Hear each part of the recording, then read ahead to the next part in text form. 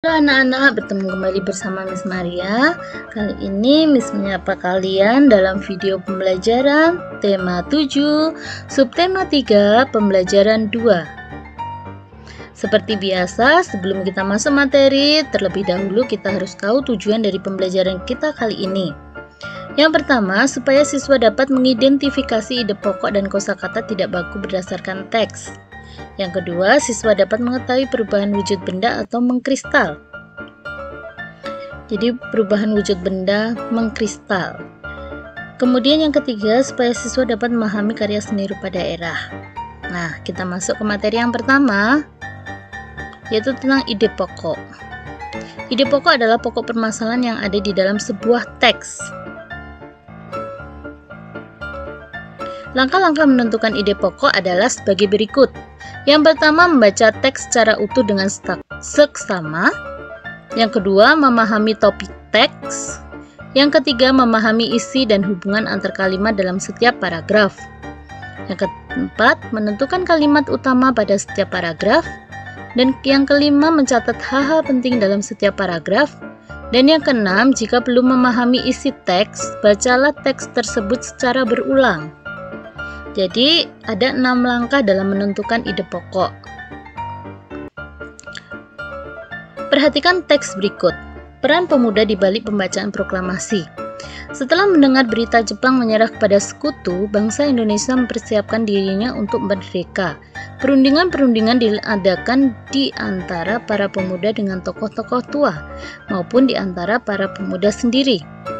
Walaupun demikian, antara tokoh pemuda dan golongan tua sering terjadi perbedaan pendapat. Akibatnya, terjadilah peristiwa Rengas Dengklok. Pada tanggal 16 Agustus pukul 4 WIB, Bung Hatta dan Bung Karno beserta Ibu Fatmawati dan Guntur Soekarno Putra dibawa pemuda ke Rengas Dengklok agar tidak terpengaruh oleh Jepang. Tujuannya mendesak golongan tua untuk segera memproklamirkan kemerdekaan Indonesia. Setelah melalui perdebatan dan ditengahi Ahmad Subarjo, menjelang malam hari, kedua tokoh Bung Hatta dan Bung Karno akhirnya kembali ke Jakarta. Rombongan Soekarno-Hatta sampai di Jakarta pada pukul 23 WIB.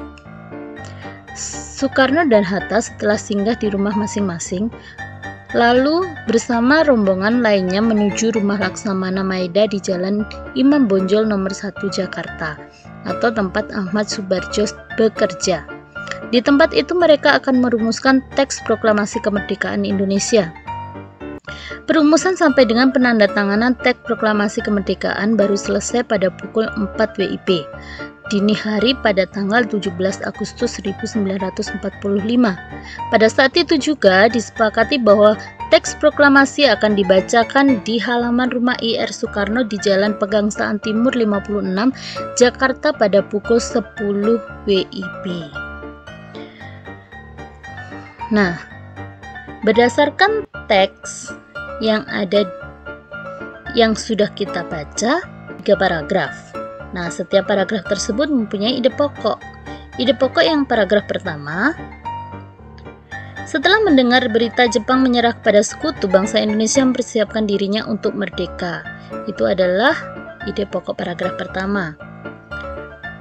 Kemudian setelah melalui perdebatan dan ditengahi Ahmad Subarjo, menjelang malam hari, kedua tokoh Bung Hatta dan Bung Karno akhirnya kembali ke Jakarta. Itu merupakan ide pokok paragraf kedua. Perumusan sampai dengan penandatanganan teks proklamasi kemerdekaan baru selesai pada pukul 4 WIB dini hari pada tanggal 17 Agustus 1945 merupakan ide pokok paragraf ketiga. Selanjutnya, kita masuk ke perubahan wujud benda. Kali ini kita akan membahas tentang mengkristal. Mengkristal merupakan proses perubahan wujud dari gas menjadi padat. Nah, ini contohnya, yaitu terbentuknya salju dari kumpulan titik-titik air. Ada juga contoh yang lain, yaitu tentang garam.